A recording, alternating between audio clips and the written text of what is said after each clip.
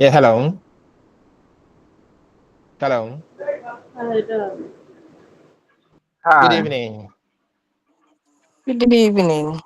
good evening, sir. You are all bad students. Dog, are you sure? You are all bad students. For my number one. Dog, your number I've been trying to call but it doesn't go through. Your what now? What about messaging? Oh, but dog, I've been texting you. Check check our WhatsApp. When was the last time you sent me a message? Mom, it's been a while. So like a year. Okay. Oh not really. A few days, weeks ago. So voila. All right. So at um the pedagogical content knowledge where we started having issues and all that. Even they have not finished resolving the issue, but for now we can manage it. So uh, let's do a brief recap and then we will know where to pick up from. I think that is fine.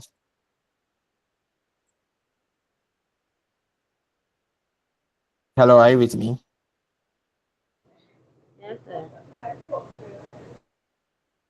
All right, so a brief recap. Let's start from Poma. A brief recap. We started the pedagogical content knowledge theory. And I remember very well, we looked at the content knowledge, we looked at the pedagogical knowledge, we looked at the curriculum knowledge, and then we were on the knowledge of educational context. Do you remember? Hello, do you remember? Hello, Yes. do you remember? Do you remember?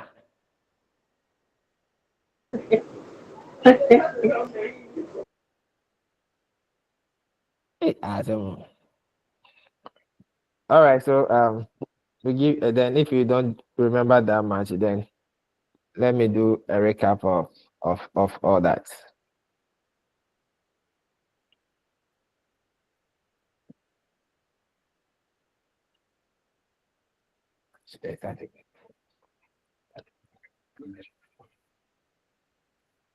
Hello. Okay, Dog, so we can hear you. good. So we are doing a recap of what we did last time. So we have the knowledge base where we have content knowledge, and a lot of issues were raised under content knowledge management. So as a management teacher, you must possess deep content knowledge, and under content knowledge, we mentioned that it has to do with being knowledgeable about the subject matter. In fact, you must know your content. You must know what you are teaching. See, if you go to class and you don't know much about what you are going to teach, you will be panicking. So know much about the content, the various topics included in the curriculum, you must know. Yes, that is a prospective management teacher should have a broad and current understanding of the major content areas of business management. So current and a broad and current understanding. So now the curriculum has been updated. What are the major issues in there? You have to demonstrate knowledge about these areas. So in the context of teaching, content knowledge is what teachers teach. So what is content? You go to classroom as you call yourself a management teacher. What are you going to teach? So you must demonstrate deep understanding. Then we came to pedagogical knowledge about the methods of teaching. Yes, so explain as the general set of methodology. So what is pedagogy? So general set of methodologies and strategies that the teacher needs in order to carry out the teaching activity. Yes, after having much content, higher content knowledge, how do you make it available to your students? And it boils down to the issue of pedagogy. the various strategies that you are going to employ.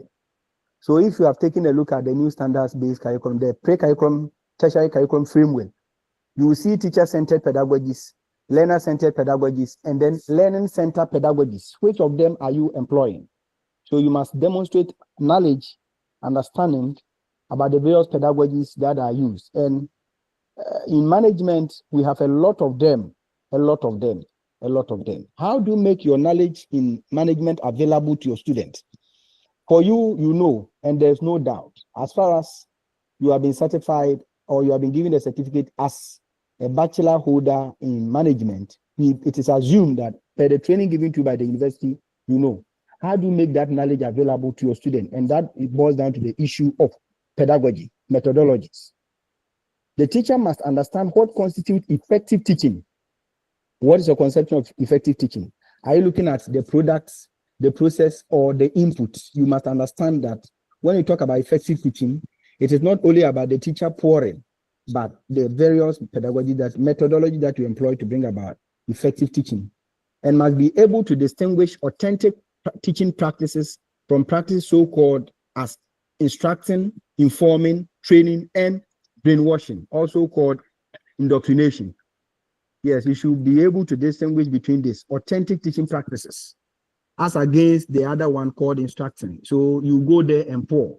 You go there and give. Oh, you are prepared. Today I'm going to pour on them. No, that is not what we mean by effective teaching. It's not about what the teacher does. It's about what the student do that constitutes learning. So the various pedagogies that you're going to employ, not per se the teacher-centered, but the other pedagogies or methodology that you employ. Good. Okay. So the discussion, if there is a need for a student to role play some aspects, you must have general knowledge on the various pedagogies. Yes, the discussion now, we have the think per share, the think per square, think per share, repeat, among other pedagogies are coming, strategies, techniques. So as a teacher, you must know all of them. Yes, you must know all of them. Informing. Don't go and brainwash them. So it is only in the church where sometimes you don't question that one. We are indoctrinating. Yeah, there are so many issues that have been raised in the church that given the opportunity without question. We don't bring those pedagogies in the classroom. We tell students that the sun rises from the east and sets at the west. But we also say that the sun is a stationary body. It's a stationary body. So how can the stationary body rise? In the classroom, in the church, you can't question. But in the classroom, we don't employ those brainstorm methodologies that do not allow students to ask questions. So as a teacher, you must know. Yes, so discussion, role play, those ones, you must know them so that students can be carried along in course of your teaching. Yes, it is not about going there to tell them. Yes, you prepare a lesson or you say, today, those days we thought that teachers who come to class without books and they come and lecture throughout senior high school, they will come no textbook. They have everything here. So we thought that was the best. But in 21st century classroom, we want to see learners actively participating in the teaching and learning process. And that is what we want to see, not you carrying the whole activity on your shoulders. Yes. So pedagogical knowledge implies understanding of planning and preparation. Teacher must demonstrate an ability to prepare lesson plans for a variety of lesson types, create a unit plan, and deal with the broad implications of year-long curriculum planning. Yes, the whole issue boils down to your ability to plan and prepare very well.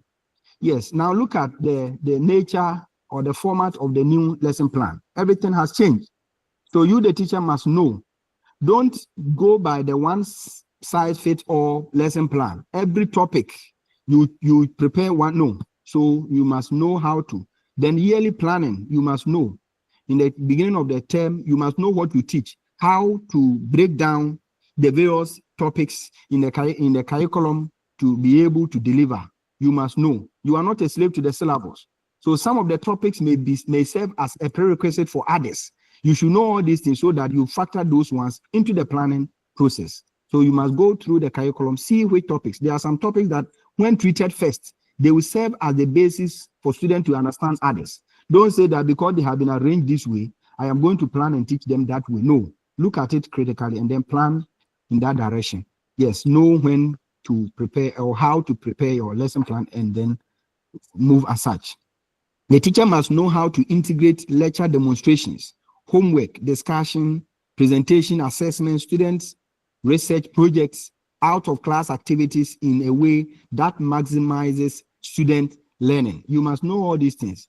In a situation where you want to bring in lecture demonstration, and we have lecture discussion, lecture demonstration, lecture provocation, know when to bring in some of these methodologies. Yes, you should know. Then in terms of homework, some teachers, some of you, even at the basic school where you are teaching, you give homework and you don't mark. You compile them, you pile them, you pile them. Some teachers, even when they write, students write exams, they don't mark. Yes, I happen to see some teachers doing that. They don't mark exam papers. They just manufacture scores and then give them out. And some of you have been doing it. You must stop. Yes. Sometimes you must also have knowledge about how to use out of class activities. So typical out of class methods. You must know how to conduct and use them. Yes, you must know how to use them. Some teachers, they are teaching is the 2x4 way of teaching, the words of the late Professor Tamakulu.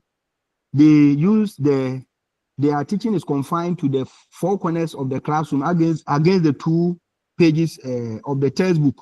So they do textbook teaching. That's all. They read and explain like we do in the church. So know all these things, how to give project work to students and then supervise.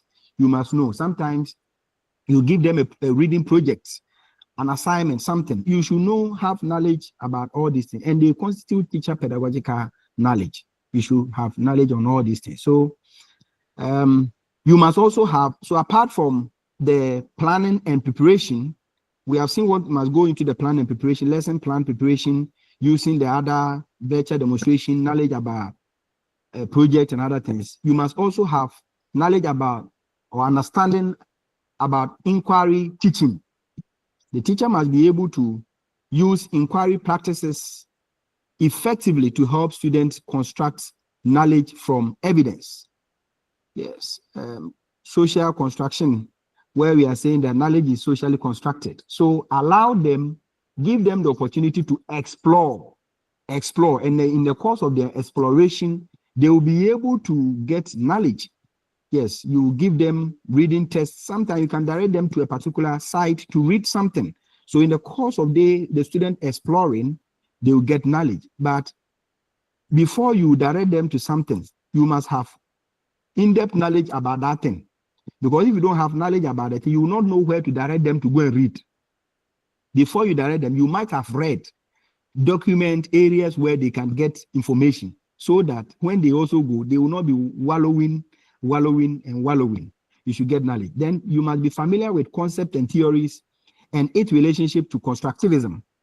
Yes, so knowledge is socially constructed. We learn to, whatever we know, we learned it from somebody. So have knowledge about these theories, about social constructivism, and I know my boss has taken you through social constructivism. So we believe that knowledge is socially constructed, unlike the other people who say that the perennialists and other people, they have their own perception about how we get knowledge, because ontological, they believe that knowledge lies in the minds of people, or there's knowledge elsewhere. But the constructivists are saying that the more as we interact with the environment, we end up getting knowledge. So some of you have gotten a lot of knowledge experiences through interaction. Somebody borrowed money from you and the person never returned it.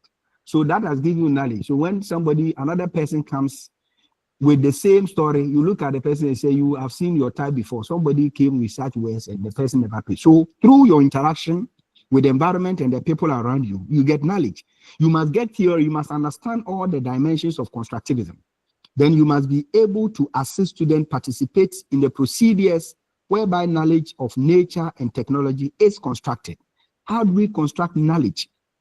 The procedures, the processes involved in knowledge construction under social constructivism. You, the teacher, must know so that you direct students as to how it should be done.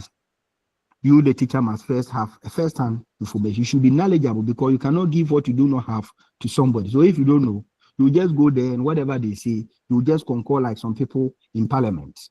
Apart from having knowledge in the inquiry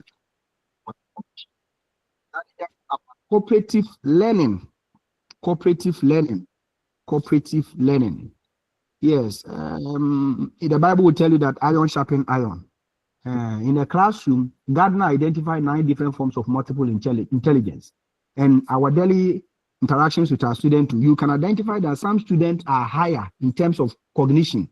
Their mental destiny is more than others. So you must know how to go by cooperative learning. Yes, so that is where you hear people saying that they will pair some students. Yes, but they say that 2 hairs are better than 1, but now it is 2 good hairs are better than 1. 2 good hairs are better than 1. So know how to pair your students. Cooperative learning. Also, the teacher must demonstrate an ability to utilize any of a number of cooperative and collaborative learning strategies and be able to distinguish these strategies from traditional group learning.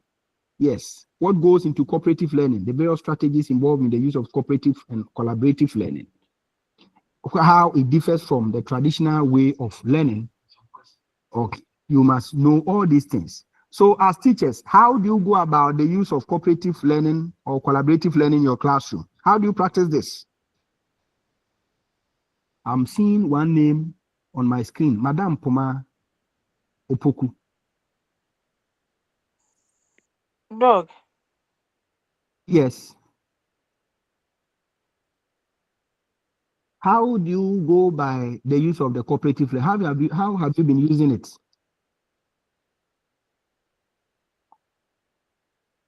You go to class to inform, to indoctrinate, or you let them engage in cooperative learning? And how do you use that cooperative learning strategy? Okay, dog. By putting them in groups, or you can even give the topic out a day before the lesson. They will go and research. When they come to school, you put them in groups. Then you ask them to present. Then whatever you, the teacher, you want to add, you add it. So you put them into groups. You can give them the topic beforehand, and then you do that. That is good. So that is how Madam has been using. What about the rest? Yes, work out your own salvation with fear and trembling. So say something. William Yeboah, how have you been using the cooperative learning? Do we have somebody by name William here? There are some people, as soon as you ask a question, then they will just drop out, as if the network is not good. Meanwhile, they are there. Hello, sir. William. Yeah, you are Williams there. is there. Hello, Okay, sir. okay. Yes. Yes. Sir, like what Thomas said, you divide the class into groups. And when you are dividing the class into groups, you make sure that those who are academically good, you mix them with those who are not all that good. Then you give the topics, you give the topics to them in advance to go and do a research. Then they will come and do the presentation. Okay. That is what I've been doing. Oh, then that's good. It's a good practice. So in doing the pairing, please take note of the issue of mixed abilities. Good, thank you, Doc. Mixed abilities. Yeah, mixed abilities. Some students, they are, so make sure you do that pairing in that direction. In my school, formal school, we used to have, my teacher divided the class into 2. The class was divided into 3. We had the upper or the category A, which was made up of the brilliant students, category B, the honey hot people, then category C, those ones were very weak, SHS 1 to 3. And that was the arrangement in the class. Anytime we had a class test and you score below 15, if you are in the category A and you score below 15, you come to category B. If you are in category B and you score below 10, you come to category C in that direction. And this was wrong. this was wrong. We need to mix them. We need to mix them. Yes, that is what we need to know. Yes, so we have what we call high knowledgeable order. High knowledgeable order. Yes, look at students with mixed abilities and then join them. Then we are problem-based learning. Problem-based learning. You must demonstrate an ability to utilize problem-based learning as a means to promote problem solving and enhance critical thinking skills. And this is one of the core competencies that we are stressing in the 21st century. So what are some of the problematic topics in management? Yes, some of the topics that are a bit problematic. Yes, you can put students together and then let them research. Yes, I want you to mention some of the topics in management that you can use the problem-based learning approach. Topics in management curriculum that you can employ the problem-based learning approach. Yes.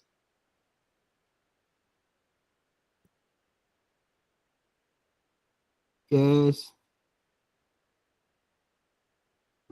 Hello. William. Or you are not privy to the management curriculum?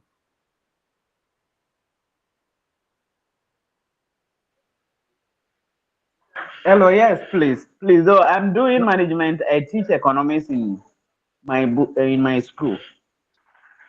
In your school? Oh, okay, okay. Oh, yes. Okay, so Madam Poma Upoku. Yes, sir. Yes. Unfortunately, I am not with the basic or the secondary school. I'm with the university, so I don't know the topics in the secondary. But you have read curriculum studies in management.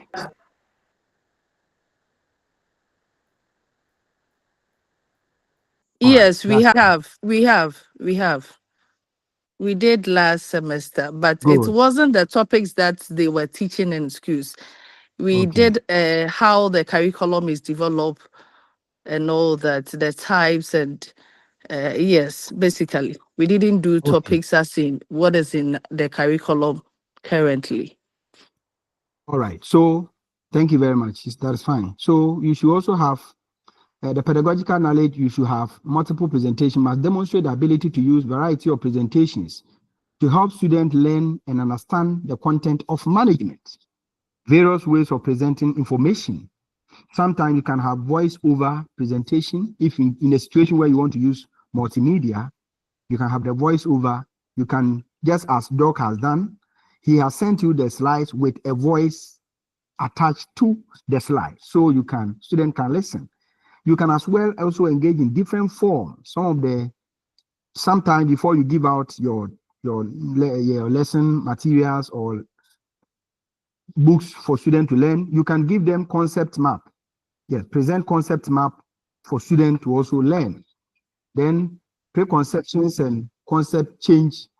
You must demonstrate an understanding of a student's need for the construction of knowledge and its relationship to preconception derived from through casual observations and of the world around them. So you must have all these things under the pedagogical knowledge. Yes, instructional resources must demonstrate an ability to select, use, and adapt instructional resources to the needs of students.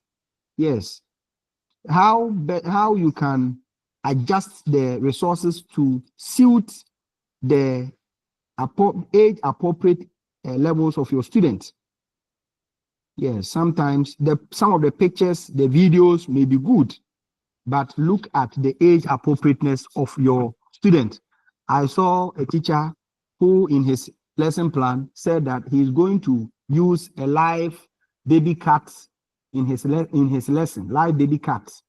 And the teacher caught the cat a night before the lesson, and the lesson was in the afternoon. And the cat was kept in the sack in the evening till the next day afternoon without food. You can imagine what the cat will do when it is untied from the sack. So have knowledge about all these things, how to adjust the instructional materials, how to bring it down to the level of your student, among other issues. So that then Another important area that cannot be left to chance is teachers' knowledge about the curriculum knowledge, which is so crucial. So I ask you some of the topics in management. Some said they are teaching economics, so they are not privy. So then how can you teach if you don't have knowledge? So teachers' acquaintance, so curriculum knowledge, we are talking about teachers' acquaintance of the curricular program of the school and how they make use of it to favor their students' learning. You must be knowledgeable about the curriculum itself, the curriculum of management, the issues spelled out there, and how you can apply them. You must possess a broad understanding of the practices and of management teaching as reflected in the aims. So when you pick every curriculum, you see those that we used to call the component of the curriculum. You see the aims of the curriculum, the rationale. The rationale of the curriculum will spell out the why for the introduction of management in senior high schools. And the rationale will give us the aims of the management curriculum. After students going through the management curriculum, what would they be able to do? The teacher must first know the rationale, which is found in the curriculum. So if you, the teacher, don't know what is contained in the document, the national document that you are going to implement, then it will be a problem. Because you cannot go there and teach social studies because you are not trained to teach social studies. You are trained to go and implement management. So you must have deep knowledge about what is contained in the curriculum of management. So you must first know the rationale behind the teaching of management. And the rationale will also spell out the aims of teaching management. That is long-term intentions, achievements if students are to go through management education. Then the goals as well as objectives. And then everything that should come, the teacher must know. If you don't know these things, then you will teach like an ordinary teacher because you don't know what is entailed in your subject area. Then after knowing these things, that will direct you to tailor your teaching to meet international standards. Yes, and it's very, very important. If I should ask you, that having gone through curriculum studies in management, tell me one of the aims of the management curriculum. In fact, we may not close today if I should ask this question, but that will not prevent me from asking because Madame Poma is ready to give us one. Madame Poma, are you there? Hey, sir, you like mentioning my name, oh? Because the spirit is telling me that you are the one, you are the course rep. So you, in the absence of the teacher, the course rep can stand in. Yes, mention one aim of the management curriculum. Because very soon you'll be starting your teaching practice. So it is expected that having gone through curriculum studies in management, you would have come across the aims of the curriculum. If you don't know, then right after here, go and ask for repentance and look for it and study it. Williams.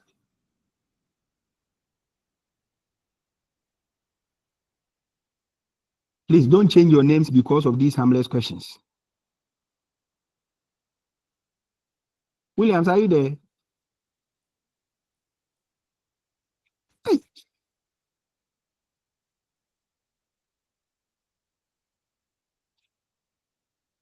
Okay, Catherine Minta. Madam Kate. Yes, sir. You have done well for not even changing your name. Give us one aim. One, just one. Please, I think to develop leadership skills and teamwork. Leadership skills and teamwork. Yes, please. Okay, so at least, if for nothing at all, you have said something. It's good that you have added your voice to the discussion. Whether it is true or not, I'm here to confirm. So at least, so what we are trying to say here is that teachers' curriculum knowledge, we are trying to say that you must have in-depth knowledge about what is stipulated in the document that you'll be teaching, taking into account the rationale, the aims, the goals, the objectives, among others. And that will direct the way you should teach. What are the long-term intentions for teaching management? If you, the teacher, don't know, then the student will just be reading. Because if your limited knowledge in the curriculum will also have an impact on the student, because they will be asking you, so madam, after studying management, what can we do in future?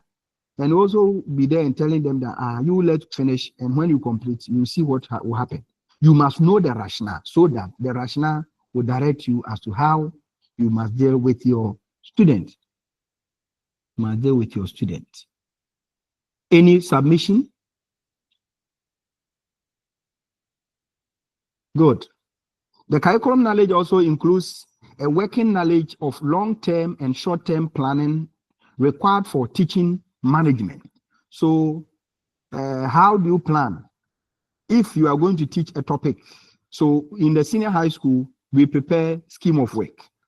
So at the beginning of the term, teachers within the management departments or business department will come together, and then they will plan that, oh, this term, these are the topics we are going to teach. So all the topics to be taught within the term will be spelled out. It is up to the teacher to know, now plan how he is going to execute them week by week and then day by day.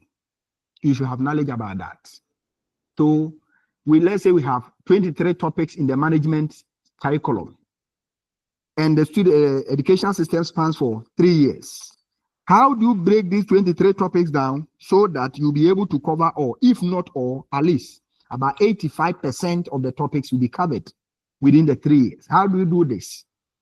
Daily planning. How do you do this? So you must have all this, the knowledge, taking into account the unforeseen circumstances in the school, the interruptions in the school calendar, school games, rainfall, absenteeism, the teacher will fall sick because he's not a machine. All these things, you must have them at the back of your mind, such as ability to align teaching goals. So in the planning, you look at how you can align your teaching goals, objectives and assessment with the standards.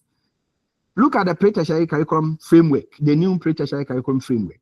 They have outlined standards for assessment. So that will inform you as to how you should teach.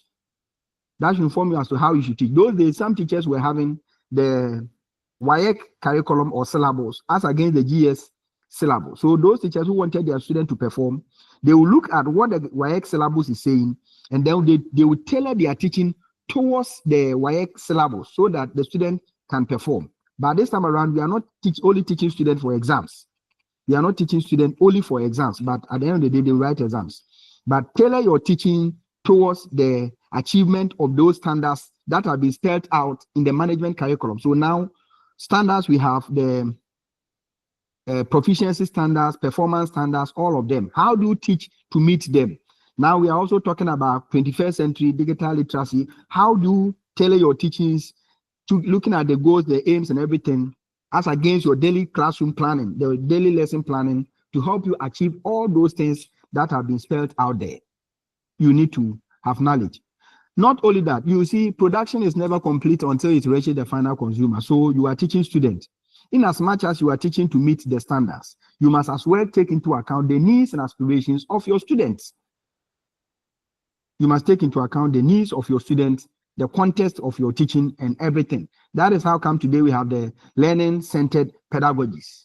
You must have all these things at the back of your mind. The community values, teacher strengths, and societal needs. You, the teacher, you know yourself. Areas that you are not good at, you know. So before you go out there to teach, you must work on all of these things. The community where you find yourself, be careful. Sometimes the examples you give, you may end up causing troubles for yourself. By the time you finish with your lesson, the community members might have lined up in front of the school waiting for you because of an example you cited.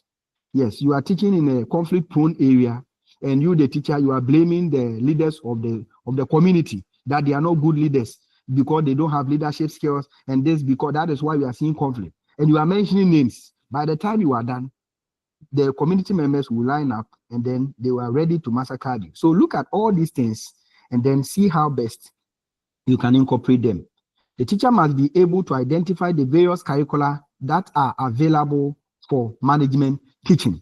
So just as I mentioned, some people were using WAEC curriculum or syllabus. Others were also using GES curriculum. So which one are we using? Are we going by the old objective-based curriculum, or we are still using, or we are now using the standards-based? So you need to find out the one that will be used to assess your students, then you use that one to teach. If your student will be assessed based on the old objective-based curriculum, then you go for that one. But in a situation where the student will be assessed based on the new standards-based curriculum, you cannot say that you are conversant or comfortable with the old objective-based curriculum, so you will still teach. At the end of the day, your student will fail. So you must have knowledge. You should identify the various curricula that are available for teaching management. If it is the WAEC one that we are using, you should know, among other issues. So you should know.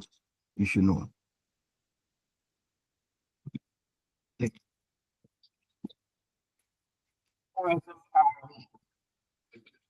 I'm back and I think I was trying to follow what's happening.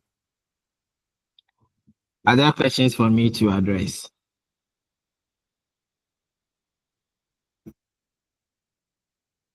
Where did you go?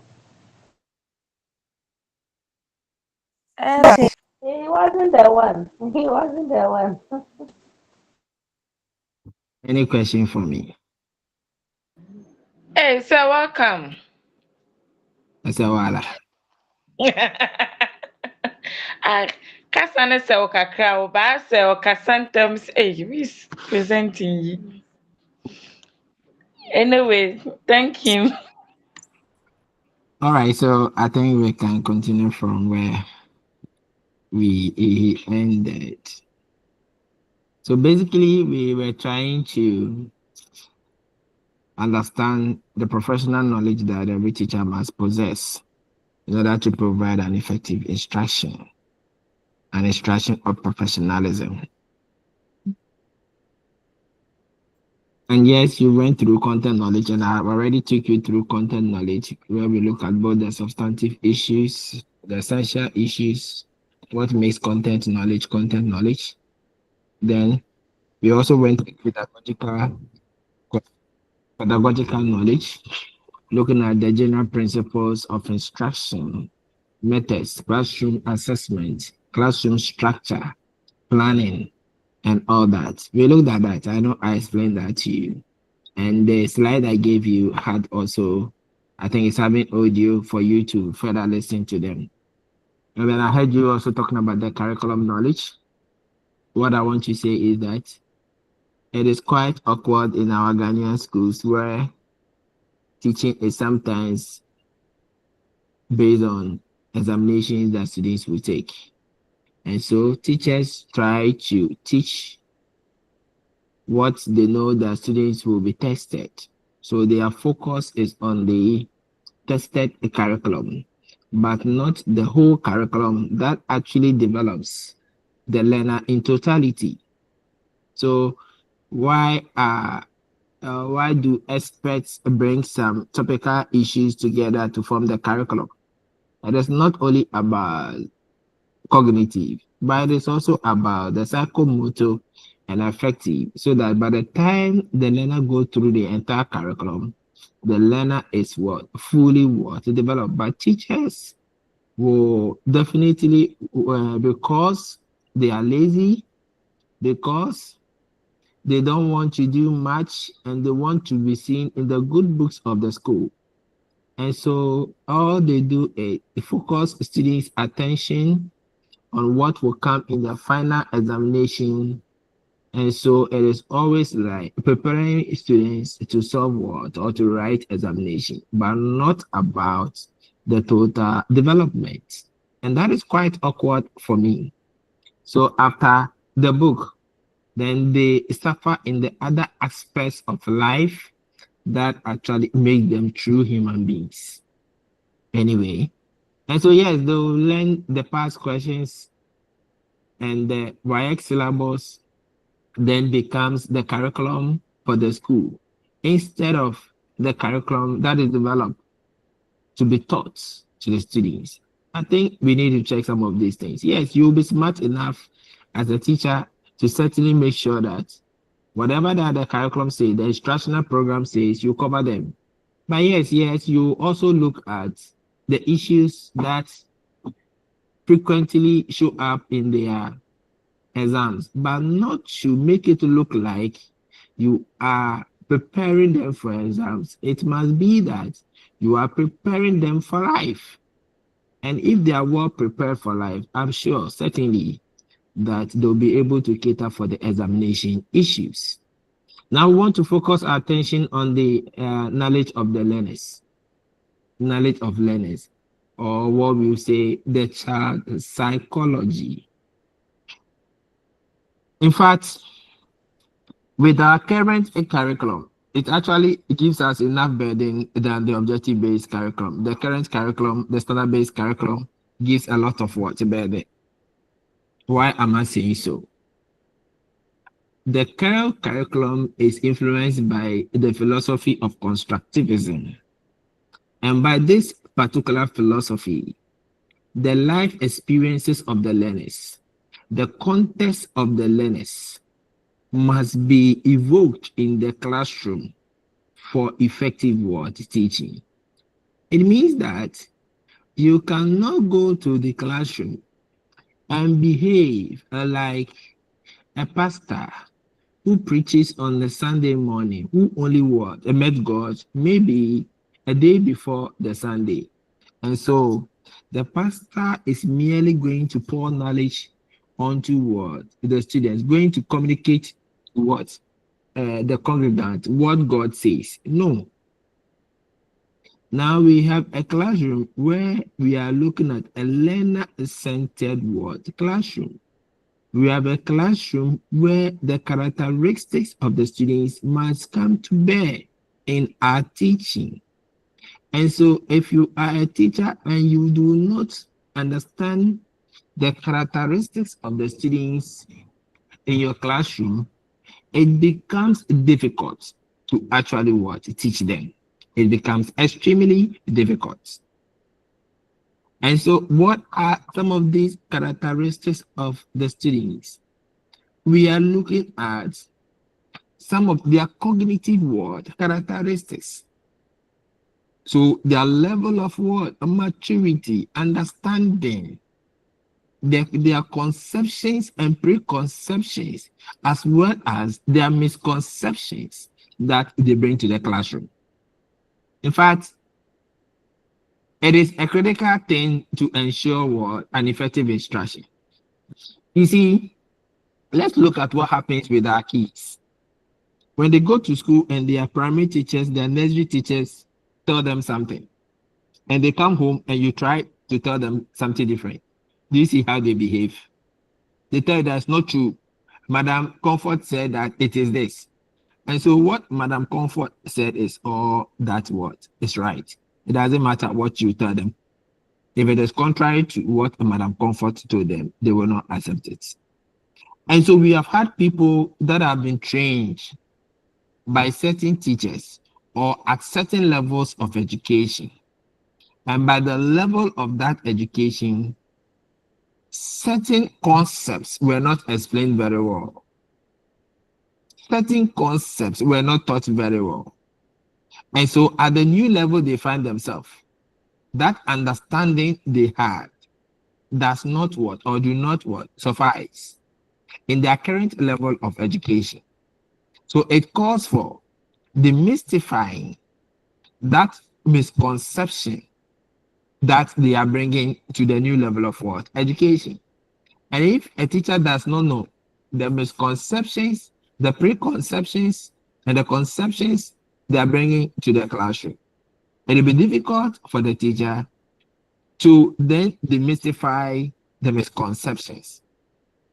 In fact, even with the writing of the learner plan, now previously the lesson plan, within the objective-based curriculum, teachers still write at least, and I do not understand, because to the best of my knowledge and training, objectives are meant to be specific, and teachers write at least. So when they write at least, with my management background, I do not understand what they mean by at least, because that does not make it specific. And this is taught at the training colleges. So every training college teacher writes like that. Every training college teacher writes like that. And so when they come to the university and you are teaching them, and you do not try to explain very well the errors in that knowledge they have, it becomes difficult for them to accept the current knowledge that you are having. And most of the things that we have taught our students, they find it difficult to accept it because the sort of schema that they have built, the sort of knowledge that they have built, they do not see the new knowledge that we are providing to them as what? The true knowledge. So it will take a good teacher to then know what they know. Know what they know. What they have been taught from what, previous levels of what? Education. The type of experiences that they are possibly had in their environment and context that might create hindrances for their what? New knowledge. The teacher must know and be able to what? Address that. Psychologically, what kind of motivation do they bring to the classroom? Passion, interest that they bring to the classroom. We must know. In fact, some of the students that we teach them, they are not interested in what we are teaching. It is by chance they're reading a program and they have to read a particular course. And so, in fact, if they had their own way, they would have deleted what? The course. But they don't have their way. And so they have come to their classroom so angry, as if you force them into their schools. And so you teach them, then they don't give you what? Listening what? Attention. So all these students are there. Psychologically, they are not with you. They are not motivated. They don't find what you are teaching or the course interesting in that. The teacher, you must know all these things. Learners' what? Characteristics, you must know. And then help to tailor your teaching to fit such characteristics. So you have a learner that is displaying this kind of behavior in your classroom and not motivated in your classroom. It will stem from several factors. In fact, some of the learners don't know where they are going. They don't know where they are going. They don't know why they find themselves in that particular classroom reading that course. They don't see the relevance of what we are teaching. They think it is about book, and that is all. If you then will have to prove them wrong, then it means that you are going to show enough what? Relevance in your lessons. You are going to show enough practicality in your lessons. You are going to show how the knowledge they study or they acquire from the classroom fits into the society. Once some of these things are done, in fact, it will be able to evoke their interests and passions in the classroom. And in the first place, you, the teacher, you must demonstrate interest and passion in what you are teaching in order to what affects your students. But if you yourself fail to show the interest and passion, then certainly you don't expect your student to develop the interest and passion in the course that you dislike. You see, because passion is contagious. And so if you show enough passion and interest in what you are doing, you will find every possible way to teach in such a way that it is well understood or it is manageable by the what? The learners. You must understand some of these things. You must know the names of your students. As part of their characteristics, know their names. It is so refreshing when a teacher calls you by name. And it is one of what? The active learning what? Strategies. Hey, my teacher don't need me, or back class for Obebo meeting. Or back class of Obebo meeting. No, this alone is enough. Teacher never class or Obebo meeting. And so maybe question cry or maybe some question, or be some question for Obebo meeting. So the learner will say, okay, if this is it, then why don't I learn more? Because I don't want a situation where my name is mentioned and I'm not able to answer the question. Because the teacher knows me, the teacher has interest in me, the teacher will definitely mention my name. And so this is enough motivation for them to read before coming to the classroom. I can say that when I was in level 200, yes, that's when I read Principles of Marketing. And in that particular course, the first day we attended lecture, I said, this today there I have to display knowledge in the classroom. So I studied. I went to the class, and the question was asked by the marketing lecturer, and nobody could answer. And I came late, so I sat at the back of the class. So when the question was asked, the place was quiet, no one knew the answer. Then I raised my hand from the back. Then she called, yes, the gentleman at the back. Then I answered, beautiful, beautiful.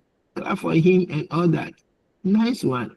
In the course of the teaching, a question was asked again, and nobody could answer. And I raised my hand again from the back. Then I answered. Another question again, and then she said that who is this particular gentleman? Who are you? What is your name? So I mentioned my name. Now, any day when she comes to class, where is Prince? So I know now when they ask a question, I'm being searched for. So now it means I have to read ahead of what time. I have to read because now if they ask a question I don't know, my name will be mentioned, and I cannot be disgraced like that. And so I'm forced to read more. You see, some of these things look so basic, but in fact, the sort of force that it carries, I bet you cannot tell, you cannot imagine the sort of force. And so when we say know your learners, it's a whole lot. Know who they are, know what they can do, know what they cannot do, their weaknesses, their challenges, their difficulties, and all that. You must know in order to help them.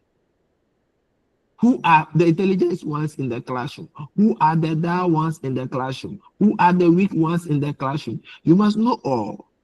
It helps you to tailor your lesson to their specific needs. And now we are talking about differentiated what? Instruction. So it means that you cannot provide the same instruction to all your students. No, you cannot.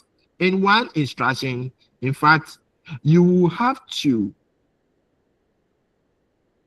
ensure that each learner in the classroom will be addressed. So the same content difficulty will not be met out to all students in the classroom. Or if it is given to all students in the classroom, then the high performing students are fine. The low performing students will fizzle out of the classroom. And so even in teaching, sometimes when we ask difficult questions, we know that this difficult question, if I go and ask this student that is always failing, I'll put the student off. Rather, this difficult question, I will want to call a student that is high performing to address that, so that when I have low other questions or quite manageable questions, I give it to a student that is weak in the classroom, so that as that student is able to answer, it will also build the morale of that particular student, so that the student will also be working harder to meet the level of the high performing student. So these are all strategically planned and executed in the classroom. They are strategically planned and executed in the classroom. And so when we say we need to know our learners, and in fact, it is a multifaceted issue we are talking about. A multifaceted issue. I quite remember I was teaching in a secondary school where there was a particular student that anytime I teach, this particular student will just answer my question like that. Anytime this particular student will just answer. Now there was one day I was teaching, and in fact there was no any iota of participation by this particular student. I've done all that I've done. This student was actually not yielding. So I knew that, in fact, there is more to that. There is a problem. Because as for this particular student, I know her. I know her performance. I know how she acts in the classroom. So I went close to her and I asked her, Ernestina, what is wrong with you today? Then she told me that, in fact, it is the time of the day and she happens to have what? No money. And so she has soiled herself. And I said, that is why. Because as for you, I know the way you were act in the classroom. So if I don't know her, I would have disregarded her and what possibly she might be going through. So I did give her money to get some of the necessaries so that she can take care of what herself. When she stood up, she couldn't even walk because she had swelled herself. So we need to get pullover so that she cover her back and then move out of the classroom to fix herself. So I gave her some time and then she came back. She was okay, fixed herself, and she came to class. Can you see her level of participation and contribution in the classroom? You see, so you see, the work of a teacher is quite complex and difficult. It's complex. It's complex. Sometimes we end up addressing some socio-economic issues so that our students will feel good in the classroom. Yes, I know if I open up the platform, somebody will tell me that this is my small pay, this is my small salary, and the rest. The person will start mentioning all that. Yes, no matter how small it is. Right? It has a lot of benefits. Okay, it has got a lot of benefits. So you just want to try harder, making someone's child happy. Don't think that you have done it and you will not reap the benefits. You will reap multiple benefits. Some of the benefits will be less stress in the classroom because stressing yourself itself can kill you. So it will give you less stress because of your association with them, your acquaintance with them, your relationship with them, how well you know them, will make them have some kind of what? Force, pushing them to do something to make you proud as a teacher. That will release you from stress. So even if not thinking the student becomes somebody in the future to get you whatever, that is just a bonus thing. No one thinks about that. No one thinks about that. If it comes, fine. But you want to make your classroom in such a way that you have less stress.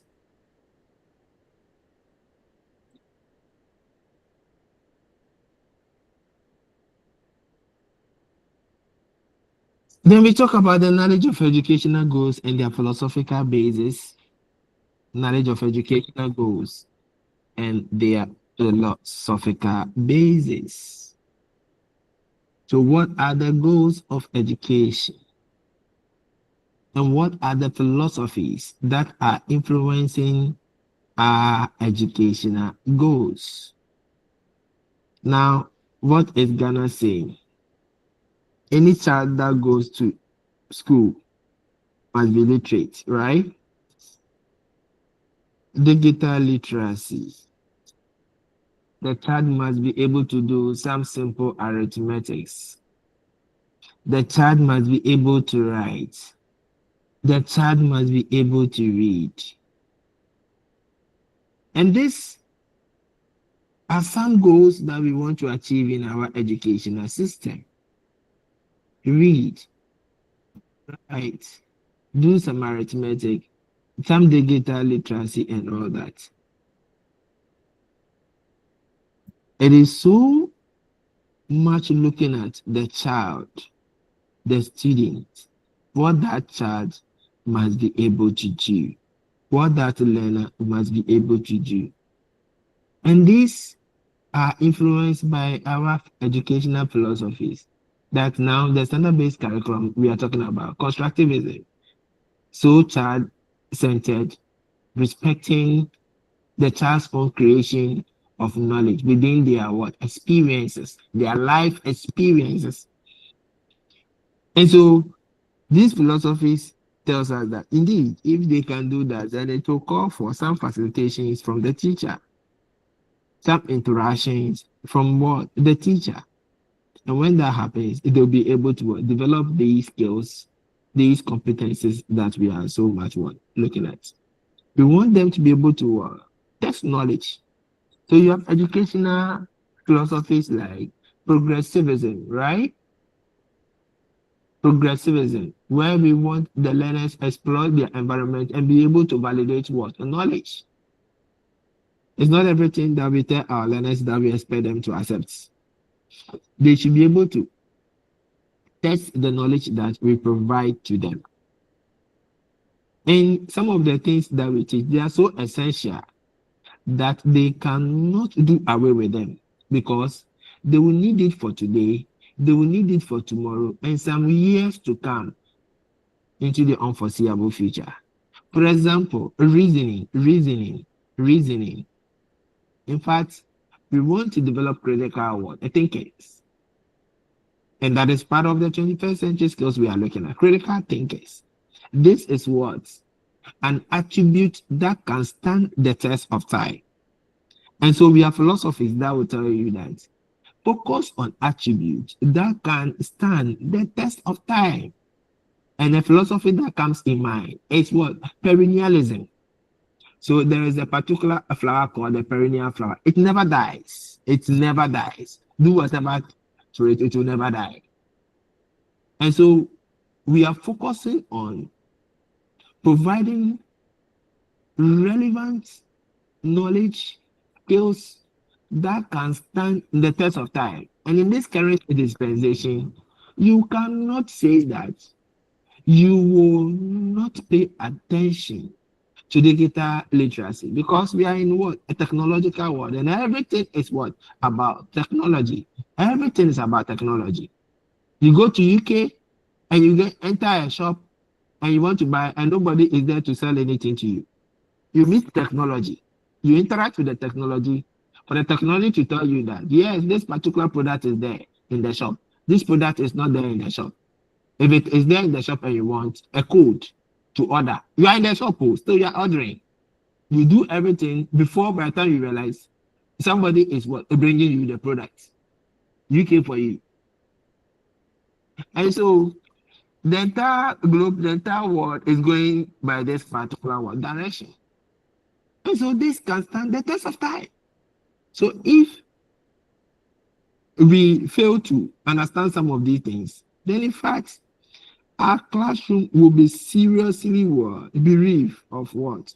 Development. And our learners will be what? Sterile in the future. And so, based on the goals we seek to achieve as a country, then we what? Work towards such goals. And all these goals, as I indicated, are influenced by what? Some philosophies. So I made mention of progressivism, essentialism, perennialism, idiosyncratic philosophy. They are all there. And these are philosophies that are guiding why we do the what in our classroom. And so we must understand these goals and the philosophy backing them. So the standard-based curriculum is strictly by constructivism. And that's the philosophy backing what? The standard-based curriculum. And so you cannot teach without respecting the philosophy in which we find our what? A curriculum. You must respect the philosophy in order to meet the goals set forth to be achieved by the curriculum. Then we come to knowledge of what? Educational context. Educational context. I did not say edu. I said educational context. It includes the characteristics of schools, classroom, communities, and culture. The school is not situated in a vacuum. The school is situated in a context. The local context or the immediate context. The broader context to the level of what? The international context. So we talk about the school district, talk about the district, talk about the region, talk about the national, talk about the international. And because it is within a context, it must respect the context in which it is what operating. So we say that when you go to Rome, you do what Romans do. It applies in this particular instance. So in Ghana, we are teaching, we are implementing the curriculum. And in implementing the curriculum, we are saying that have knowledge of the context in Ghana. How is curriculum developed in Ghana? Someone or a group of people sit at the top level, call it the central level, and they develop the curriculum under the auspices of a particular body. So let's say NACA and whatever sister associations like WAEC, like subject organizations, teacher unions, and whatsoever, the curriculum is developed. In fact, it is few teachers that get opportunity to be part of the curriculum development process. But the broader teachers or the base have no knowledge of the curriculum, but they are supposed to implement the curriculum just as the experts wish or so desire. And so by the context, the teacher is just meant to accept the curriculum and implement the curriculum just as it is. And so we operate the centralized system. And by this centralized system, the teacher is just to be faithful towards the curriculum implementation. And so by this system, because the system tries to look at uniformity across all regions, across all districts, because the curriculum that is used in central region is the same curriculum that is used in the northern region. It's the same curriculum that is used in the western region, and you can name it.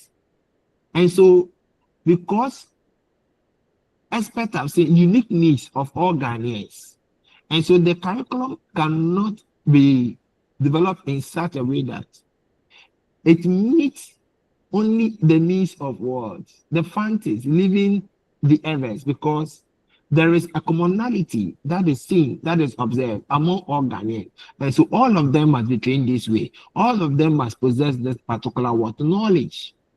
So the curriculum is matter of ensuring that there is some standardization, uniformity in the way things are done. And so the best way to do that is what? Develop the curriculum at the top and allow everyone to respect the curriculum and do exactly as the curriculum says. And so the teacher who is handling the curriculum must know that for uniformity, for standardization, and to ensure that the very goals of the curriculum is what? Achieved across the breadth and length of the country. And because of that, the teacher must be faithful to the curriculum. And so the implementation approach to this particular system is the fidelity approach to curriculum implementation. The fidelity approach to the curriculum implementation. We can talk about the decentralized system that you find with Nigeria and other states, where each, for example, region, because it's a federal government system, you have various regions, and then they have their heads, if you like, their governments, after which we talk about the president. They have unique needs, and so they are allowed to factor their needs into the curriculum. So this curriculum decision does not only rest at what the central level, but at the regional level, if you want me to say it that way, so you understand. So it will be like Greater Accra because it is made up of a typical Ghana community or whatsoever it is. Let's make sure that we factor most of your needs into the curriculum. Then when we get to the northern region, we also factor most of their needs into the curriculum, most of their needs. So in that case, curriculum decision comes to what? The regional levels. This is quite what? Accommodating to allow for the various differences in the country to be what? Accommodated. And so here, the approach to curriculum implementation is a mutual adaptation. So that's decided by experts, and that allows for the incorporation of local needs before the curriculum is implemented. Then we have to the classroom level where the teacher that is supposed to implement the curriculum sees that the learners also bring some kind of unique needs. Learners across various worlds, space and time have different needs, and such needs must be factored in the classroom lesson. So if that is the case, there should be some kind of a curriculum decision at the lowest level, the classroom level. And so the approach to the implementation of that curriculum is by enactment to address the unique needs of the learners. So these are the various systems that you can talk about, right? The centralized, the decentralized, and what? The flexor or the flexible school system. Centralized with the fidelity approach to curriculum implementation, decentralized mutual adaptation, the flexor or flexible goes with what? Curriculum what? Enactment. But that is not all. That is the biggest system in which the school sits. But if you come to even the school itself, the school has got a context. The school has a context. In fact, there is a time for sporting activities. There is a time for a particular subject to be taught. On the school timetable, the teacher must understand all that. The teacher must understand all that. That is why I have serious problems with teachers when it is sporting time. They tell the students that they will not go for any sports. They won't go and do any sports. They will stay in the classroom to teach. Such a teacher lacks knowledge of what? The educational context. Go by school structure. It is for sporting. It is not meant for any other thing. A teacher who fails to respect that lacks knowledge. Because I say that all these things develop our learners. And they cannot be sitting in the classroom and chewing their concept, the theories, the credit, the concept. No. So some of these activities are very necessary to provide them cognitive space. But when it is sporting activity, that is why a particular teacher is highly spirited to teach. But when it's not sporting time, they will not come to school to even teach. You are a teacher, you know that your lesson starts at 8 a.m. It ends at what? 9 a.m. If you have knowledge of educational context, you will not stay in the classroom after 9 a.m. because by the time it is 9 a.m., another teacher is supposed to work, also start his or her lesson. And because you lack knowledge of educational context, that your lesson ends at 9, and another also starts at 9, you then eat into someone's lesson. But don't forget that the person to plan the lesson, that I plan to teach my lesson for 1 hour, but the teacher is still in the classroom, not moving out of the classroom, and so eating into my time, so that the 1 hour lesson that I prepared, I'm not able to cover. And some of these things can bring a lot of what? Distractions in the school system, because people basically lack what? Knowledge of how the school operates. So when you go to a school, you need to understand the entire system, the activities of the school and everything. You must fit into the system. Don't go and do what you like. In fact, if you want to do what you like, then you are merely telling us that you are so unprofessional. Understand the system and fit in.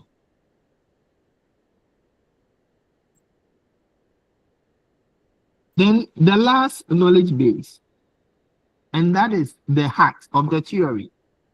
Pedagogical content knowledge theory, its heart is pedagogical content knowledge. And this is where we clearly see your effectiveness in the classroom, how you are able to get to the students to understand what you teach. So pedagogy and content will certainly have to what? Interact. In their interaction, they form a new knowledge base that is so formidable, that is so complex, that is so structured. In order to deliver knowledge in its simplest form. So the structure is complex. The knowledge is complex, such that it allows you, the teacher, to address classroom situations, topical issues in your subject area in the most simplest form. So if you are not able to teach in the most simplest form, I know you lack pedagogical content knowledge. There's no two ways about it. If you are not able to teach in the most simplest form, with your complex structure, your complex knowledge, then you lack pedagogical content knowledge. So having content knowledge, knowing management, know what the principles are, know what the concepts are, know what the theories are, know the management content, know the pedagogies that are used in teaching management, know all the case studies, know all the simulations that we do, know all the brainstorming, the gamification, know all of them. But if you are not able to blend the two, you cannot teach a particular lesson, and that is the stress. A particular lesson into students' understanding. You will not be able to do that. Because it's not every method that is used in teaching every topic. It's not. So soon by tomorrow, I will talk about the essential factors to consider in the selection of methodology. It's not every topic that must be taught by any method at all. No. Because as a teacher, you must know what is the embodiment of that particular content. Is it skill dominated? Is it knowledge dominated? Which of the methods are skill dominated, that they are good for developing skills? Which of the methods are good for developing knowledge, are good for developing affective attributes or characteristics? A teacher who doesn't know will select anything at all without recourse to what the teacher says you want develop in their learners. Pedagogical content knowledge Pedagogical content knowledge will mean that understand the most effective methods for teaching your lessons or your content. There should be a good marriage, a perfect marriage between the content you select to teach and the pedagogy you employ to teach that content. Is very important. That is why in some lessons, if they are supposed to be conducted out of class and it is done in class, you don't really achieve the benefits that you seek to achieve. You don't get it. If they are supposed to be taught through a problem solving and they are not done through problem solving, it becomes difficult for the learner to understand. Everything must be done through discussions, and it is not done through discussions. It creates a lot of problems. Everything must be done through demonstrations, and it is not done through demonstrations. It creates a problem. And so, every teacher must have a good understanding of the pedagogies to select in teaching a particular topic into students' understanding. Every teacher should be able to do that. And to be able to do that, it means that the learner again must be invoked into the classroom. Because if the pedagogy does not respect the learning style of the learners, no wonder Anita was saying that somebody is, my sister was speaking so fast. It is part of it. It is part of it. So you see that, yes, a pedagogy is in use and the student is not comfortable because by the learning style of that particular student, that pedagogy is not too okay. And so there were complaints. That is it. That is it. So it means that we must understand the abilities and interests of our learners in all situations. It will help us to select a pedagogy to instruct a particular lesson that fits the understanding of the students.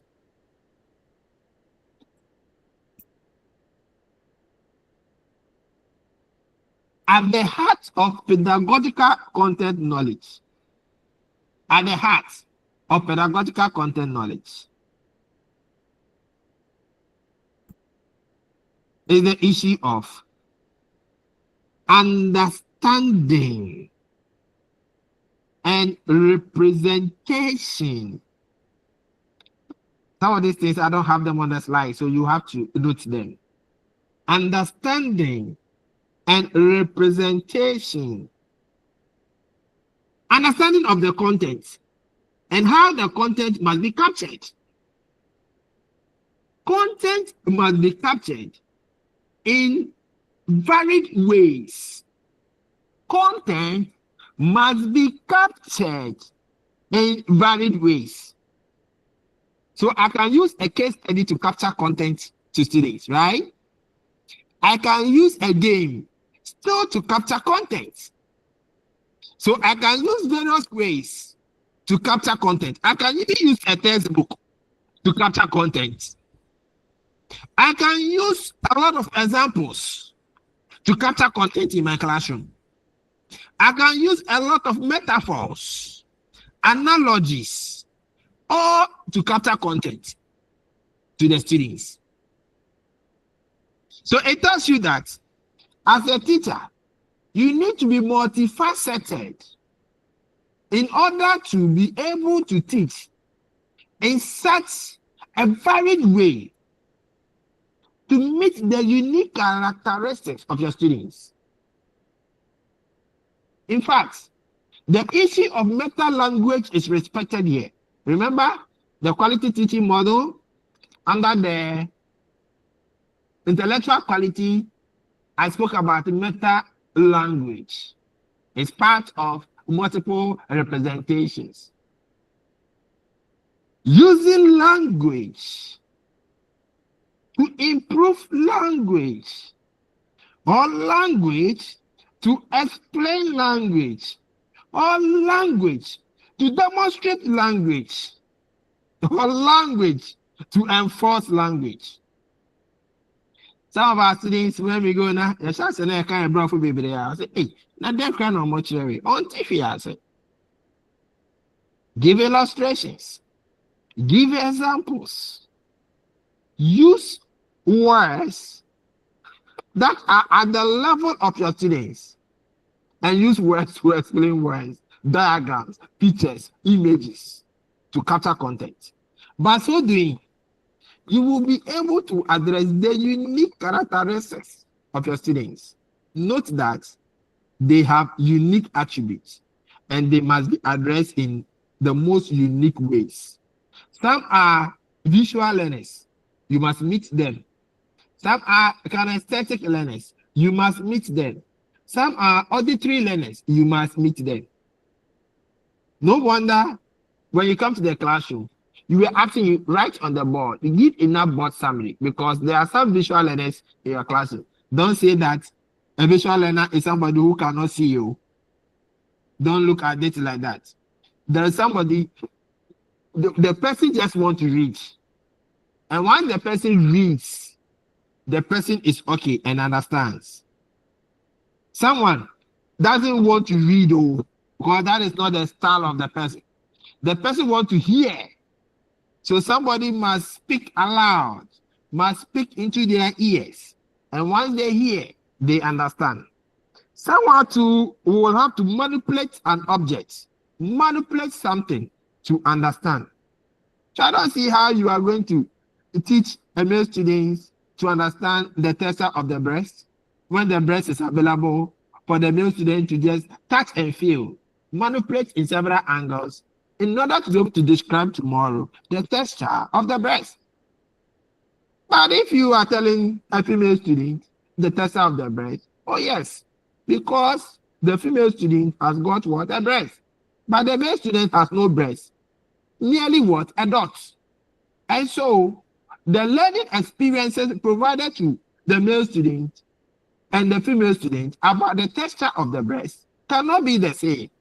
It must be varied so that they will both appreciate whatever content that has been delivered.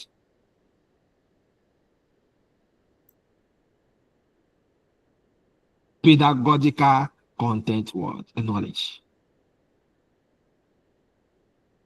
Any question?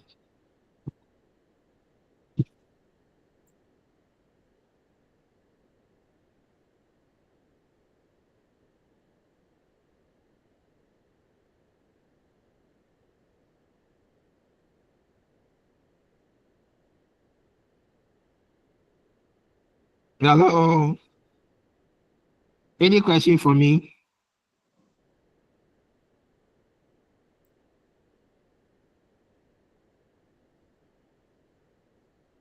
Any question for me?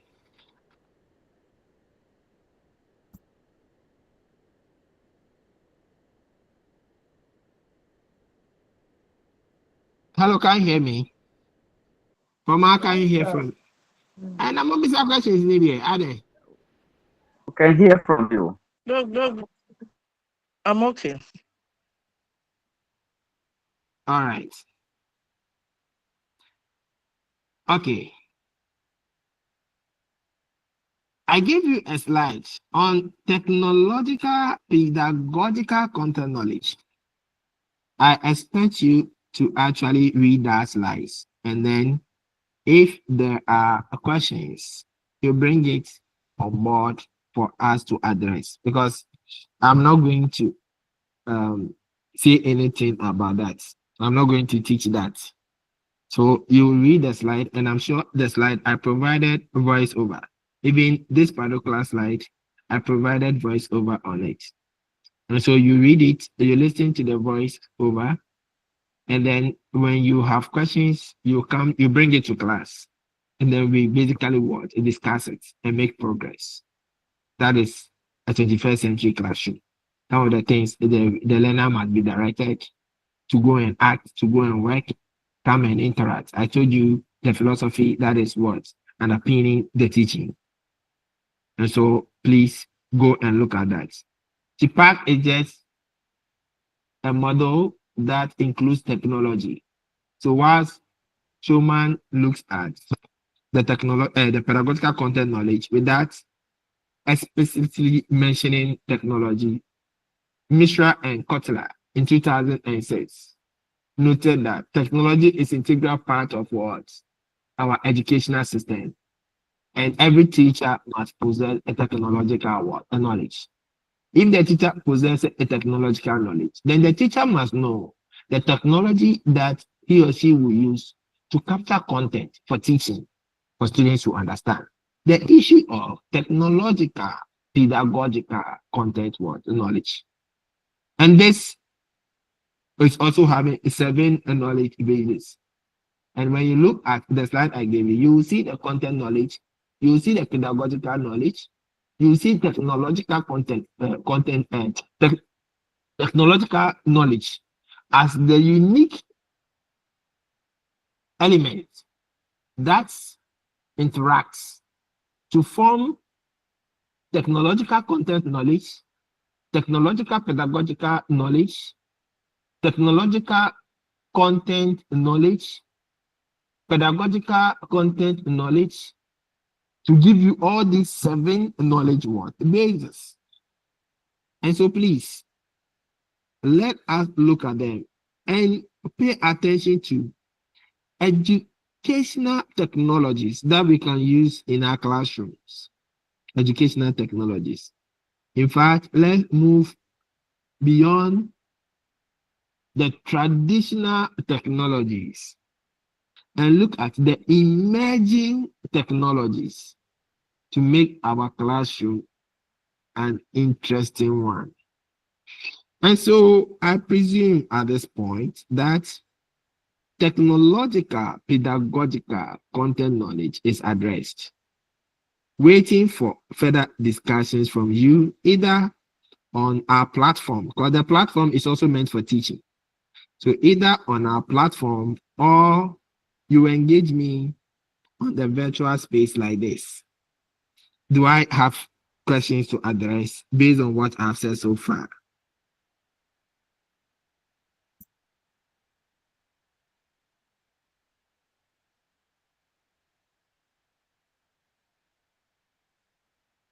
All right.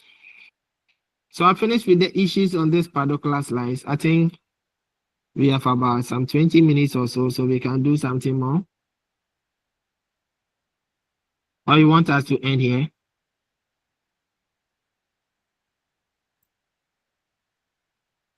Doc, please, are we meeting tomorrow? Yes, so we are meeting tomorrow. Okay. So you want us to end here because we are meeting tomorrow, right? Oh, no, no, no. I just wanted to know. Asawala. All right, so let me address something that is so cool so that the 20 minutes we can use to finish. Then tomorrow I'll pick. Let's look at the qualities of a good instructor. This one, that is all. This unit is very simple. The qualities of a good instructor. It's a simple unit. And so we can do that in the next 20 minutes. So in fact, every teacher is supposed to possess some unique characteristics, unique attributes, in order to provide an effective instruction. We are calling this attribute qualities. Once we see a teacher to demonstrate these qualities, then we presume that the teacher is what? A good instructor. And so these are the attributes. They are more than what we have on this slide. More than, we can give a lot of them. But I have just selected these. Competence in subject matter, mastery of the techniques of instruction and evaluation, desire to teach, resourcefulness and creativeness, attentiveness to training needs, management techniques, and professional attitude. And so You may find bako to explain. At least we can discuss it for the few 20 minutes or 50 minutes that we have. Then we can close exactly at 8 o'clock. So Poma will take one, Anita will take one. Let me look at the rest. So Anita, you are preparing yours. Elizabeth will take one. Okay, for no more.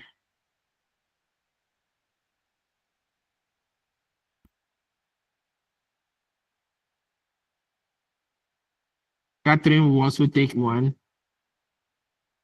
William will take one. So if I mention your name and somebody has taken everything, then you also create your own.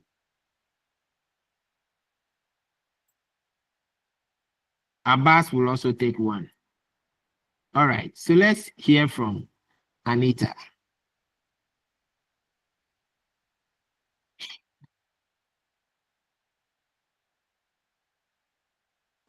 Doug, please, can you give me just a few minutes? Someone should go. I'll follow. All right, then Poma will take hers.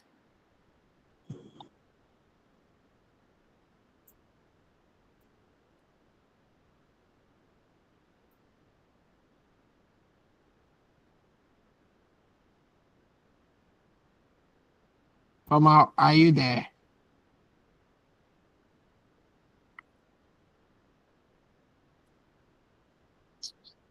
Hello, Poma. Poma, oh.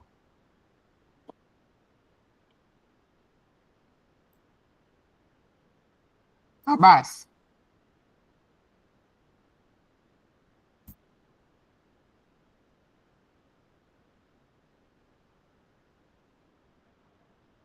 Catherine. Hello, sir.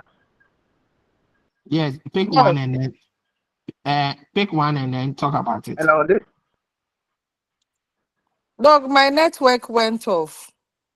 I said pick any. We are looking at the qualities of a good instructor. Pick one and then explain. Anyone you like. Oh, okay. The instructor should have Hello. good communication skills. Yes, Doug. Hello. Okay, let her finish. I think Catherine, are you the one talking? No, this is my Hello. man. Poma, okay. So let Poma finish and then you come in. An instructor Hello. should have good communication skills. As in communicating with your learners, your communication should be clear, it should be concise. And also, apart from good communication skills, you should have a strong knowledge and understanding of the content or the subject matter you are teaching. So you have taken two. Okay, then let me take the communication. Okay, so develop your communication further. That is why I said the instructor should have good communication skills. As in, whatever he or she teaches, it should be clear, it should be concise, so that learners will understand. All right, so let's hear from you in terms of written communication and then spoken. So for the written communication, as in the notes that you are going to give to them, then written communication too, we have is it the verbal and it's when we were doing business communication, we were taught it includes verbal and written. And with the spoken, that is said by the word of the mouth. So your language, it should be simple. You shouldn't use.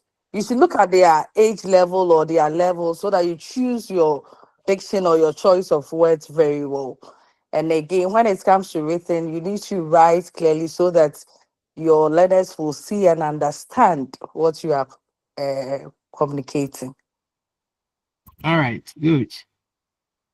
Good. So communication is all that you do in the classroom. Everything you do is communication. The way you come to class and stand in front of a student will communicate. But we are looking at the gestures, the written and unwritten, all of them it communicates. You need to be careful. Read what you write on the board. Make sure it is correct. Communicate in simple language to your students. Let them understand what you are saying. You are never a good teacher when students do not understand what you are saying. Teach in the most simplest language. Let it be their level. And I think you will be able to what? Carry them along. All right. That's fine. Thank you, Poma. Let's hear Anita. Anita, are you there?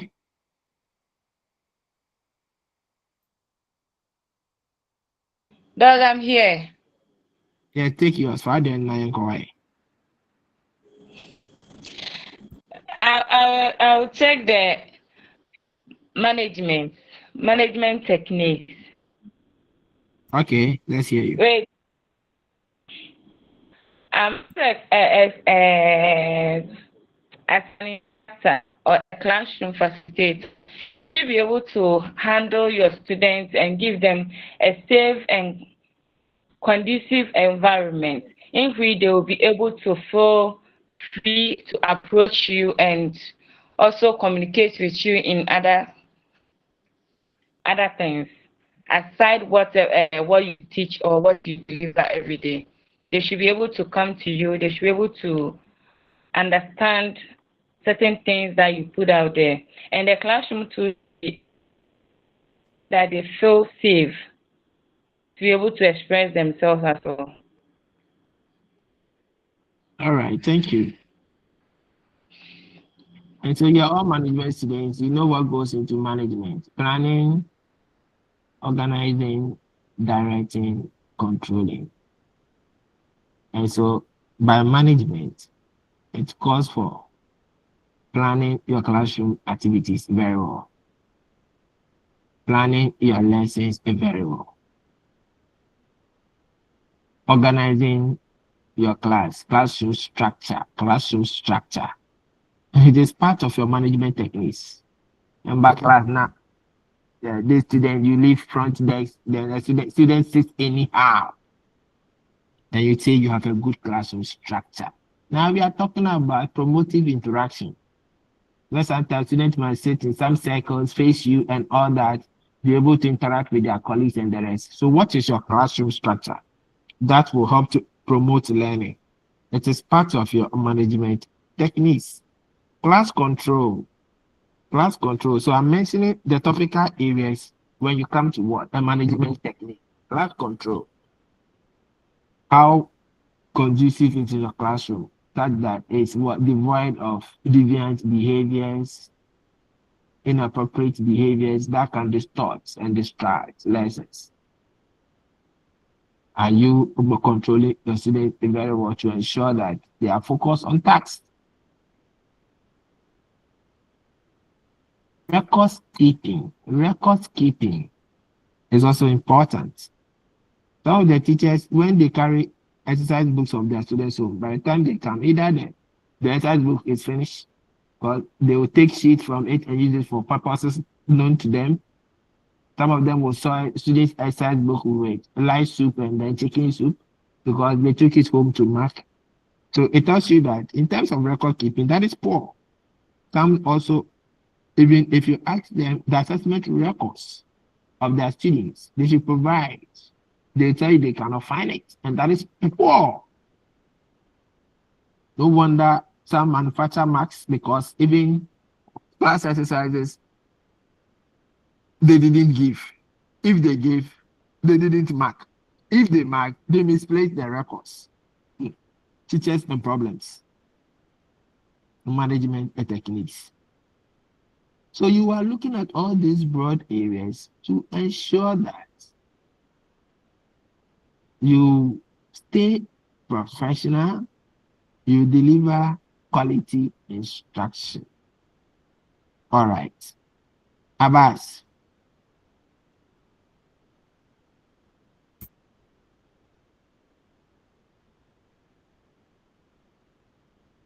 Is Abbas with us?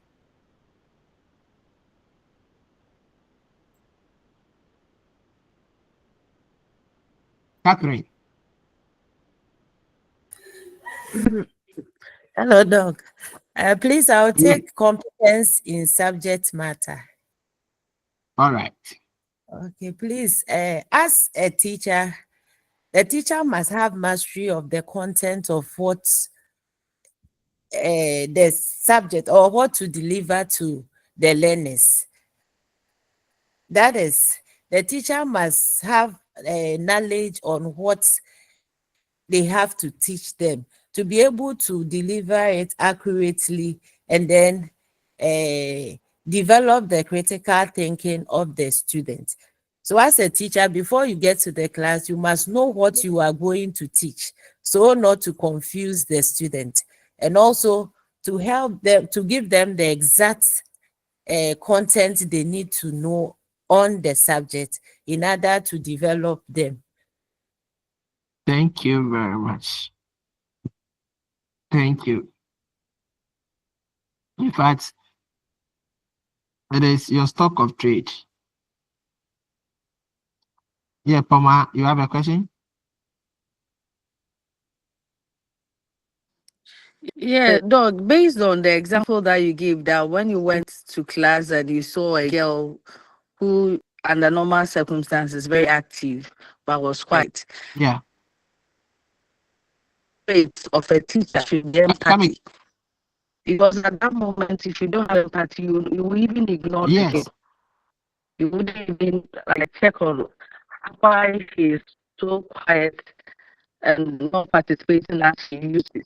So I will say a key trait of an instructor should be empathy, so that you understand our student very well. So you see, if so, you look at the point, attentiveness to training needs. You see, have you seen that point? Oh, okay. Yes, Doc. You see, we need to. So we are attentive to their needs. Their needs can come in the form of what? Their learning needs, their psychological needs, their social needs. You see, we need to pay attention to all these in order to bring them to content, in order to make them understand. Why, if you go to class, you come and deliver content, you don't care about anybody. Learning is influenced by several factors. So as we care about such factors, we'll be able to get to most of the classroom problems. And so we will have to do more as teachers to help our learners know their difficulties, know their interest, their motivation, all here, their psychological needs and all that. So as to be able to what? Factor them into our lessons for our students to understand what we want to teach them. It's very important. So yes, at a point we have to empathize, but we need to be careful so that we don't make it as if they are not pitiable. We don't need to pity them. No, pity is too strong a word to pity them. No, but just empathize with them to understand them why they do certain things and encourage them to act better, to do well. All right. Thank you. Abbas.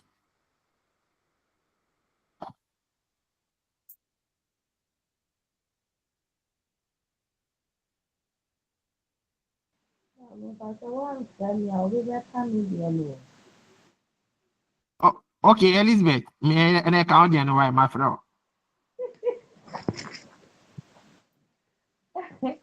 The desire to teach. Okay. And a teacher should have the passion and interest in the teaching.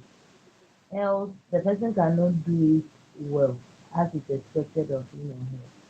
But if you have the passion and you have the interest in whatever you are doing, you do it wholeheartedly.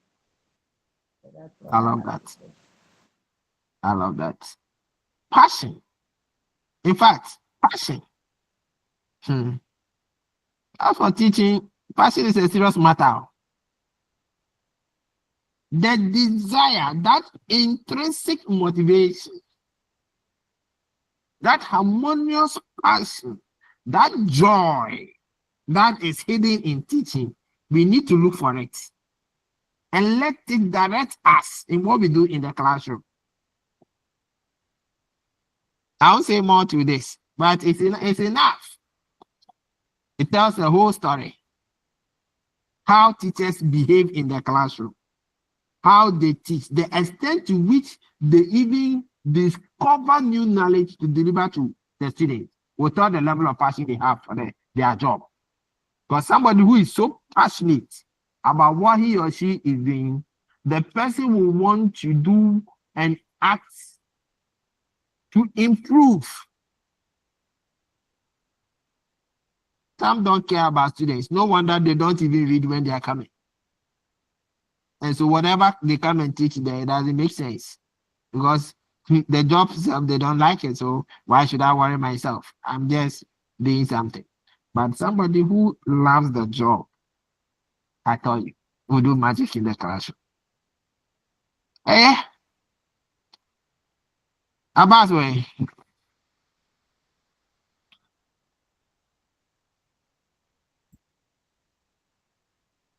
William.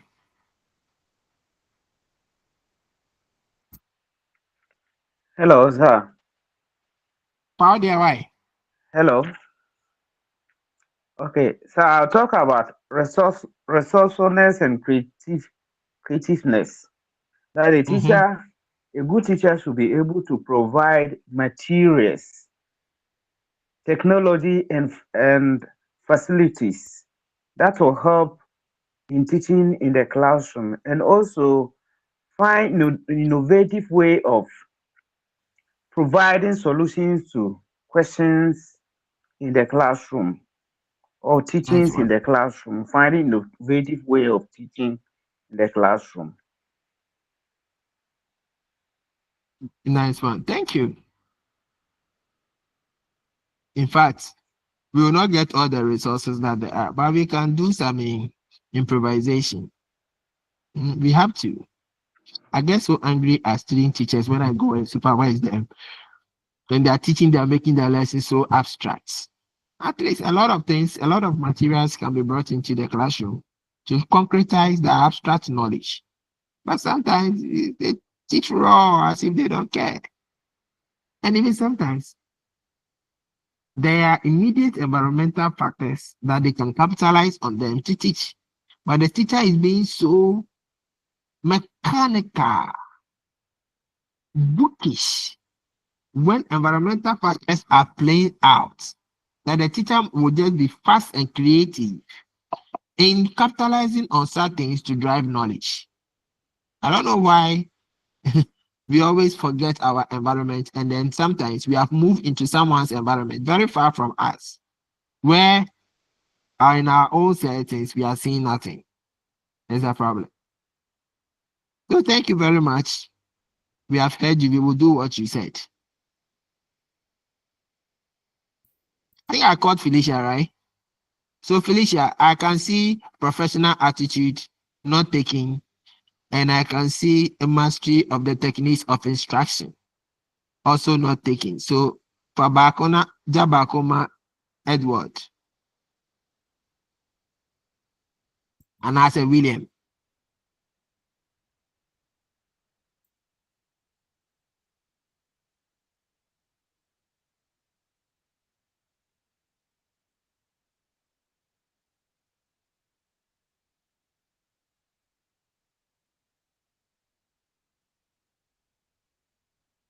Oh, are you with me? Yes, Dr. Here. William, oh,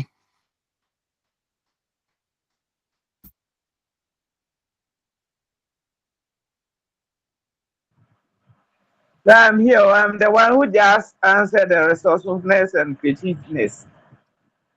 Then Edward.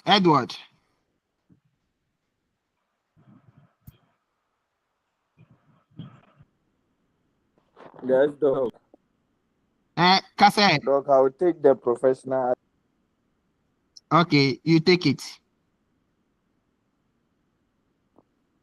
Okay, Doc. So, as part of the qualities of a good instructor, an instructor should have professional attitude, in a sense that every job or occupation has its own professional values, and as a worker, you should possess some attitude, some traits, or some characteristics that defines you as a good teacher or a good instructor in the classroom. In this case, your dressing, your choice of words in the classroom, your how you carry yourself, how you communicate, and in terms of communicating, not being tribalistic in your way of doing things, and then not being biased in the classroom whilst teaching, and all this possesses your attitude, and sometimes also your beliefs, portraying your beliefs in the classroom for students to um, be confused whilst you are teaching in the classroom. Then All right. So in all you said, don't forget about your punctuality in the classroom, in the school. That is part of professional attitude. Some teachers are just a problem. A lesson that is at 10 o'clock, they'll be in the school 10:30. Issue of professionalism. We have to look at attendance. No wonder in some schools you have to clock in and clock out because teachers just do not care. A teacher who drinks, I can't be just against professional attitude. A teacher who drinks, professional appearance. No wonder when you look at most teachers, especially the males, Monday morning, Osha jeans. Maybe do Friday, no Osha then, and yes, swimsuit. Female teacher exposing essential part of the body. But then another topic, many who other Jeff account say exposing their cleavages and all that. And you wonder between them and content, which one is better? Professional attitude, Jaka appearance, Jaka issue of what? Punctuality and regularity. Punctuality and regularity are not the same. You want to look at the two words for me. And all that Abbas has said, they all come into professional attitude. That's why we have code of conduct that regulate teacher behavior in the school or in the class. Thank you. Can I have the last point to be explained?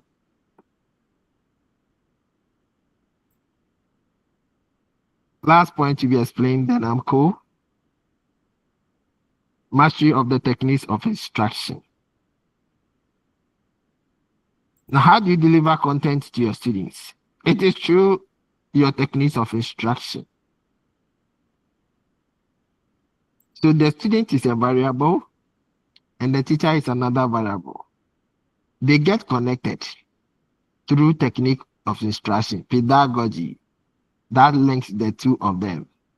Meaning that a teacher must have good understanding of what the pedagogies, strategies, techniques, methods, in order to be able to transmit content to the students, because that is the medium that connects the teacher and the students. And we'll be taking them one after the other, and we will look at them into detail. So these are qualities that a teacher is supposed to have, and they are more than this. They are more than this. I don't know whether books have been made available to you. I don't know, but let's see. I might get you some materials, and then you see that they are more than this. We cannot even tell them all. All right. Any question?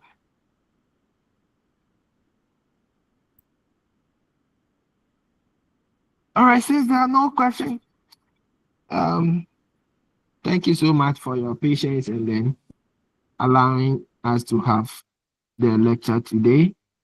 Tomorrow we'll have 4 hours. Dog. So, hello. Dog, Yes, please, oh, you owe us slides, oh. I owe you slides. Don't worry. I'll pay you. Okay. Okay. Yeah, please, All right. tomorrow So the meeting then time when is I 12:01. when I finish teaching tomorrow, then I put the slides that are. But so far I've given you the PCK. I've already given it to you. Don't forget. Yes, you've given us 3, but you said you were going to add more, but it hasn't come. So you whatever I teach that you don't have, you tell me, I give it to you. And other things that you might get. Yeah. So let's fulfill the righteousness first, and other things shall be added. Well noted. All right. Thank you very much. See you, God willing, tomorrow at 12 o'clock. Have a good night.